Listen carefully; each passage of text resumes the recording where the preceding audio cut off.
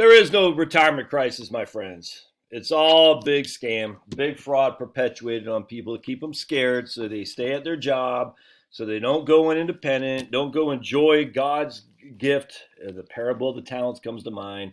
You stay in your cube, you do what you're told. That way you don't be independent, because independent thought threatens the oligarchy that exists in America as it is today, the fiefdom, if you will. All right, so I just, excuse me. Okay, I just did a video. Oh, okay. Great there, Penny. That's fantastic. That's very professional. I just did a video talking about another retirement crisis article that just it's the same regurgitated one, literally regurgitated over and over and over again. But now we're going to regurgitate some good stuff, and this is again Andrew Biggs once again. Look, he's got his new look here, looking good, Andrew. We're going to go back and see why Andrew says there is no retirement crisis. It's a media myth, 100%. And I got Finney's butt right in my face. And I'm going to share with you a video that I did back in, when did I do this? Does I get a date on this guy? I'm not sure. 2018 or something like that. I'm going to share this with you here because this is one of my favorite videos of all time. Let's see. When did I do that video? Social Security Administration missed defeat. Excuse me. Oh, don't get on there. Right there. 2019, April 7, 2019. I'll put in the link. You need to watch that video because it's going to go a lot with what Andrew talks about here. All right. With each passing year, we also come closer to retirement. And with that, we show for thanks for that something seldom mentioned, a retirement system that has grown significantly stronger over time. Buddy, your butt is literally right in my face. Can you? Oh, yeah. There we go. Oh, yeah. Okay. There we go. Good. There. You're good. You're good. All right. Thank you. All right. Thank you. A retirement system has grown significantly stronger over time, and which helps the vast majority of Americans live well in old age. That our country's retirement system is working so well is counterintuitive that many experts have a difficult time even processing the idea. You're inundated every day with news, bad news. Wall Street Journal. Bankruptcy booms among older Americans. Retirees who outlive their savings in a decade. The World Economic Forum. There they are. Look at those guys. Those crazy guys at the WEF. They just want the best for us so we can eat bugs and own nothing and be happy by 2030. Half of older Americans have no retirement savings, says the GAO. Social Security benefits have lost 1/3 of their purchasing power since 2000. Let's see. All of these proclamations are provably false, 100%. Not just technically false or false in a minor way, but often expressing the exact opposite of what has actually happened. And yet, this sort of media coverage leads many Americans to despair. In the words of Bryant Quinn, the retirement system is broken. But when we skip the media articles and look at the data, a very different story emerges. The story is far more encouraging and gives us hope for our own retirement. Many retirement advocates pine for the old days of traditional defined pensions. Yeah, exactly. Yet rose-colored glasses prevent them from recalling that less than 40% of private workers participated in a defined benefit program even at their peak in 1975. Did y'all hear that? In private sector benefits, less than 40% had one. I've done videos on that before too.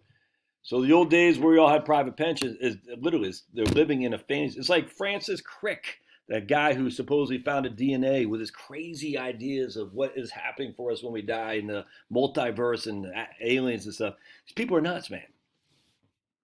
Or that, according to a 1972 congressional report, 9 in 10 workers who did formally participate in a traditional pension failed to vest.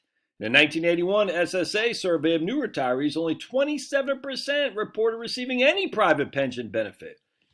Among the bottom half of the income distribution was just 9%. And today is a dramatically different story. In a 2015 analysis by IRS data, the SSA found that 61% of private sector workers participating in a retirement plan, with an additional 14% being offered a plan but not enrolled. So remember the last video I did, they said, no, we don't have access to plans. 75% of American workers have access to a plan through your work. So stop the craziness. And 100% of retired workers have access to a plan through an IRA, or just a good old-fashioned brokerage account. So freaking stop. It's nuts. 2017 Census Bureau found that 61% of Americans 65 and older are receiving benefits from a private plan. Whatever their shortcoming, the introduction of 401k plans in 1978 marked an inflection point in America's retirement savings. Federal Reserve figures show that in 1978, total retirement plan balances were equal to half of an employee's wages and salaries, with a savings to salary ratio rising about 1 percentage point a year. Until in 2020, the ratio of retirement savings to employee wages increased by nearly 8 percentage points per year, with a total savings rising sevenfold and currently sitting at 375% of employee wages and salaries. Other data shows that retirement savings increase in every age group, every ethnic and racial and educational. We know that 401ks aren't perfect, but they have two advantages over traditional pensions. First of all, is that it turns out when employers actually had to pay the benefits they promised and required to put money to back it up, traditional pensions weren't very attractive. While 401ks face challenges, employers are more willing to offer them. Because back then, the traditional private pension was all funded by the employer, which is why many of them went bankrupt, which is why we got the ERISA to begin with. People don't know their history. They don't know what they're talking about. And people who should know, economists and whatnot, I don't know what I do, because they're lefties, man. I mean, lefties lie. That's what they do. Remember, man, lefties lie. They lie to get power. And that's what, I'm sorry, I'm not going to mince words here. If you are an economist and you don't know about this with traditional pensions in the past, and you are pretending like those are the good old days, you're either a liar, which I think you are, or you're completely ignorant. And either of those is bad, but liars is what I think they are. They're trying to trick people. That's what evil does. It tricks you. Second, while private sector pensions were funded almost exclusively through employer contributions, 401k receives some from both parties. BLS data shows that employers have largely maintained their contributions to retirement plans, while the addition of employee contributions has boosted savings to much higher levels. In 1975, private sector retirement plans received total contributions of 5.8% of employee wages. In 2020, it's 8.6%, fully 48% higher. This doesn't include Social Security, by the way. The result of broader retirement plan participation and higher contributions has been rising retirement income. CBO data shows that since 1979, the inflation-adjusted household incomes of Americans 65 and older has risen by 119%. That's inflation-adjusted. So if you're 65 and older, you've more than doubled your income in retirement since 1979. Inflation adjustment, 120% to be precise. By contrast, incomes for working-age households only increased by 75%. And that makes sense because the market has done so well since 1979. Census Bureau research shows that retirement incomes have risen not just for the rich, but across income distribution levels as well. Every media story about the supposed retirement crisis can find someone for whom things have gone poorly, which isn't a challenge in a country of 330 million people. But surveys that ask large number of actual Americans, they tell a story that mimics hard data. 8 in 10 tell Gallup they have sufficient money not to just survive, but to live comfortably in retirement. Less than 5% tell the Federal Reserve the survey they're finding it hard to get by. Vanguard did a survey, and only 5% of U.S. retirees describe their own financial situation as a crisis.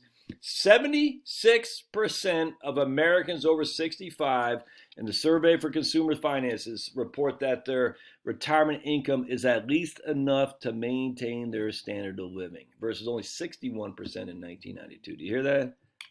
The share describing their retirement income as totally inadequate has fallen by almost half, while the share of retirees calling their retirement income very satisfactory has nearly tripled. Not a crisis. Americans are working longer, which is one of the most effective ways to boost retirement income. A longer work life means more savings, higher Social Security benefits, and a shorter time in which your retirement savings can be drawn down.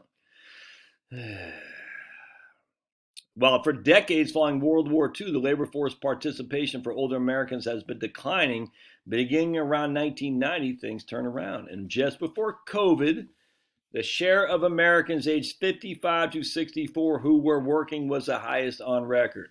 Americans are also delaying Social Security benefits, retiring nearly a year and a half later today than in the mid-1990s. Yep, 100%. All right, so check this out.